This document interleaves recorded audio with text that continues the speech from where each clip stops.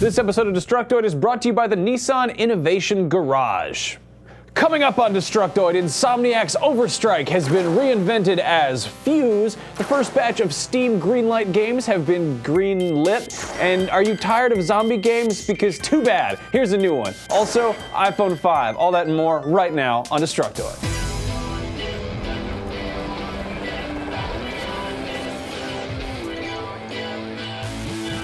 Welcome to Destructoid. I'm Tara Long. And I'm Max Scoville. Happy Wednesday, Max. Happy iPhone Day, Tara. It is the iPhone Day. It is the day of the iPhone. Yes, the day all of my electronics decided to stop working. Yeah, I'd like to point out that they did announce a new iPod Nano, and I just literally on Monday got the watch case for my old iPod Nano, and I was like hoping maybe they'd keep making cool watches. Oh, but I saw that isn't it thing. neat? I feel like Dick Tracy. Is Too that bad, the Pebble though. one? No, it's just it's a case for an iPod Nano. Anyway, obviously, if you've been on the internet this morning, it is safe to assume that you're aware of the iPhone 5. Apple had their big annual keynote address this morning, and there's the usual pomp and pageantry and then snarky Twitter comments from the social media peanut gallery. Yourself included. Including me. Would not shut up about that. If you want the details on the iPhone 5, you can find those literally anywhere else on the internet because everybody is trying to get that SEO internet dollars, so we're not going to bore you. In a nutshell, it is taller, skinnier, younger, and prettier, and literally twice as fast as the previous iteration, and it makes the one you already have look like a boring piece of crap for old ladies and poor people. Right, Tara? Yeah, I am both old and poor. There you go. So during the keynote, EA's Rob Murray came out to show off Real Racing 3, which is sort of a game, I guess. It looks very slick if you like cars, and features such as rear view mirrors, which are, I guess, very exciting for some people who play games on their phones. I don't know, a lot of people play games on their phones. That's the thing that's going to happen. Sure. But obviously, you know, they're showing off a new phone, so that's that. They also showed off the Nano, like I mentioned, and the, the iPod Touches, but who cares? Tomorrow, Nintendo is giving their big press conference for the Nintendo Wii U, which is probably just using the same event space that Apple did, I don't know. We're inevitably going to be talking about this extensively on Friday's live show, and in an attempt to get us really excited about the event, Nintendo released this really, really awkward video of important, meaty muscle man Reggie Fils-Aimé hanging out with big Mario and Luigi mascots. Ugh. It looks like they're planning a children's birthday party. It's easily one of the most awkward videos I've ever seen. I would rather watch like home videos of myself from high school when I was really fat. I would too, actually, just because I think those would be really funny. No, they are funny. I will tell you that. But it's just like, oh, Reggie, what are you doing? Every time I watch a video with him, I feel like there's a punchline coming. Like the awkwardness has to lead up to something, and then it just ends unexpectedly. And I'm like, Reggie, what are you doing? He has nothing to do with it, but he's the reason that people are scared of online dating. So on that note, that's happening tomorrow at 10 a.m. Eastern, and we will probably be paying attention to it in some aspect. But let's get in the news. Let's do that. The important news about games. So we are now less than a week away from Borderlands 2, which may as well be the second coming of Christ, considering how excited everyone is. So to keep that momentum going, Gearbox has announced a price and release date for their first piece of DLC, the Mechromancer class. Now, Randy Pitchford had previously announced that it would be ready by October 16th, but now we know for sure it'll be coming out on all platforms on October 16th, and it's going to be free to anyone who pre-ordered the game. Everyone else will have to pay $9.99 or 800 Microsoft points, so if you plan on picking up the game at launch anyway, you may as well pre-order it now so you can get that class for free. It just makes good sense. By the way, I've been playing non-stop since I got this yesterday. I can't say anything about it just yet, but the review embargo lifts next Monday at 9 p.m. Pacific time. You are actually going to be in Boston during that time with our producer Zach to check out some secret Assassin's Creed stuff. No, we're going on a field trip for American history class. Okay, well either way, I'm sure it'll be great fun. So instead of a regular studio episode on Monday, we're actually just going to be putting up my Borderlands 2 review that evening. And then for Wednesday's show, you'll still be in Boston, so Anthony Carboni will be co-hosting with me. But yeah, Borderlands 2, guys, Monday, 9 p.m. Pacific. Be there, or be square. Or be both, but just be there. That is exciting. Yeah, I'm glad I get to go on a field trip instead of reviewing a game. I really hope I get to finish it before then. I'm curious. Now I get to play it for fun. I don't have to write anything about it. So, video games. The big thing happening in terms of PC gaming right now is Steam Greenlight, which is that program that allows gamers to kind of actually take part in the approval process of what gets put on Valve's digital game marketplace, Steam. You guys already knew that. I don't know why I had to say that. There have been a whole lot of submissions, and today we've got word on the first submissions to be greenlit. Are you ready? Here we go. Cry of Fear, Dream, Heroes and Generals, Kenshi, McPixel, No More Room in Hell, Project Zomboid, Routine, Towns, and of course, Half-Life Black Mesa. What's sort of confusing, not all of these games are finished. They've sort of just passed inspection. They've been given the fans thumbs up, so to speak, and they've been put in the Greenlit section where they will live until they are released and made available on Steam either as purchasable games or as free downloads, as is the case with a few of these games. Of course, Valve still has the last word and the final say, and they have to approve the games and make sure that they're not very elaborate, complex spyware devices. Yes. Tara might totally be over it, but I'm actually really excited about Black Mesa. You know, it's not Half-Life 3, but it is Half-Life 1. That is actually the Half-Life 1, but in HD with the Source engine. So I'm going to play that because I like crowbars. Yeah, I actually haven't had a chance to check out all of their Greenlight games yet. I might do that after this episode, or I might just go play Borderlands 2 again. You could do either of those things. I might do that. Speaking of things that are not about Borderlands, who's not sick of zombie games yet? Like 2 of you? Okay, good. Because Keiji Inafune is making another one. That's right. The former face of Capcom, who's known for his work on Mega Man, Resident Evil 2, and the whole Dead Rising series, which is awesome. He announced today that his studio Concept is currently working on a new project. Tentatively titled Yaiba translates to Blade in English, and it's set to feature zombies, ninjas, and mechs. Yeah, 3 things that don't usually go with each other. To go along with that announcement, they also released a 45-second teaser trailer which shows a very colorful, over-the-top, almost comic book-like art style, and not much else really. Yeah, we have no idea when or on what platforms this will be out, so it could be console, could be mobile for all we know.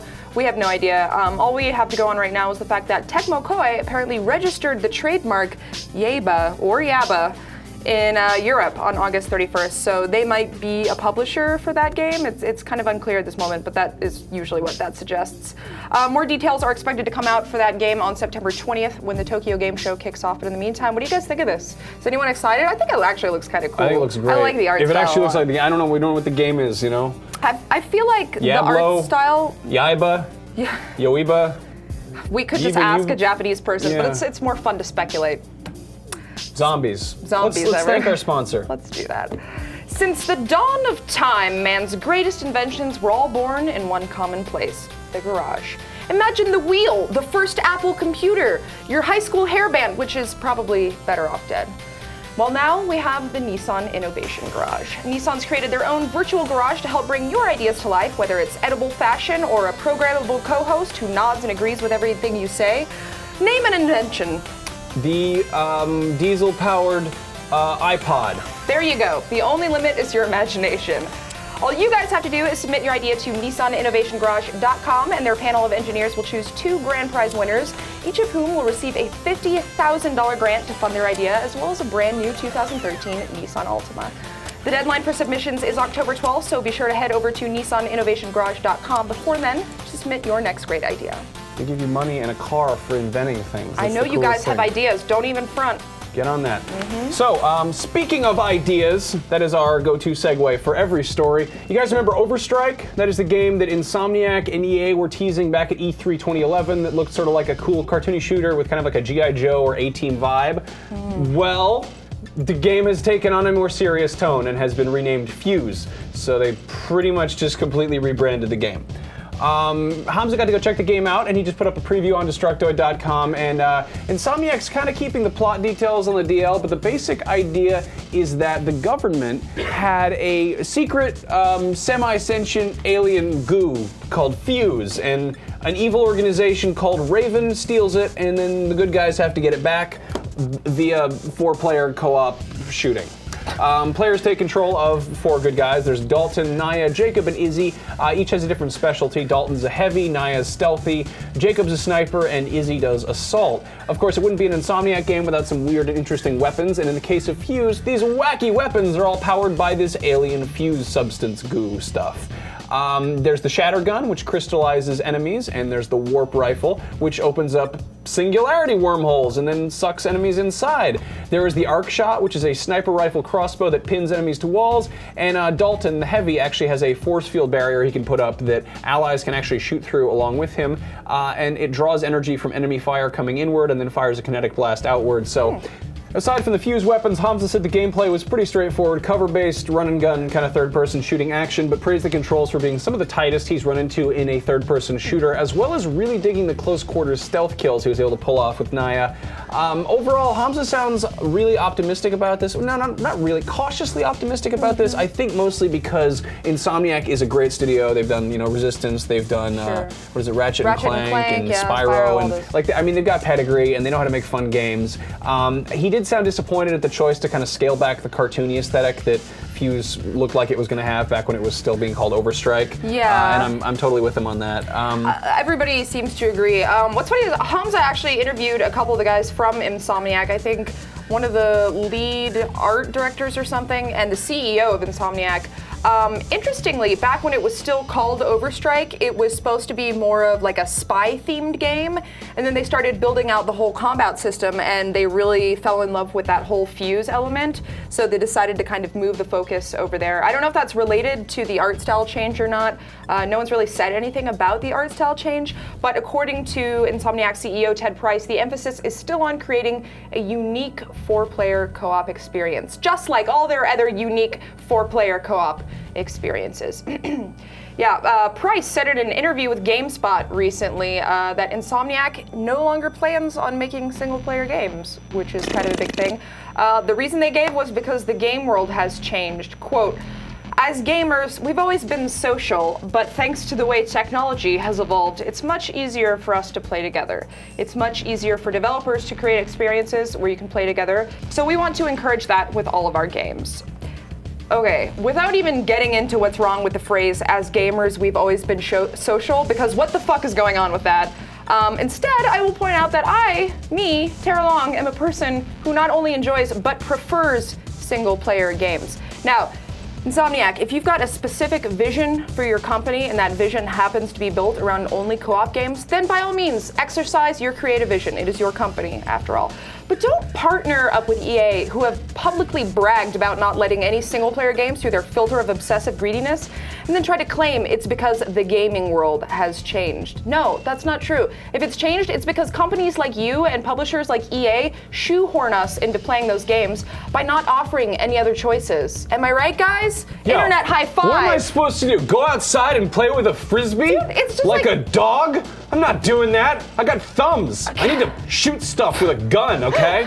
God. I just don't understand the whole obsession with co-op now. No, it's ridiculous. Like, I don't want to play co-op games. Yeah. Like, period. I want to go home and ignore my friends. I have to be social all day. I have to work in an office with other human beings. It's disgusting. It's They're really all gross. breathing air and just walking around and trying to have conversations. I don't want that. I want to go somewhere else. I want to be a spy. I don't need your alien goo. I want to move to Fiji. Yeah. And just Are there any games about moving to Fiji? Play with my iPhone all day. Anyway. I will say one thing, apart from my rant, one thing that I do appreciate about Fuse is that they've included 2 female characters, whereas most games with 4-player co-op only have one in there, like it's some kind of token female. No, it's like a double date. It's cute. I like exactly. it. Exactly. Women can be awesome too. You get like 2 girlfriend skill trees in there. Yeah. No.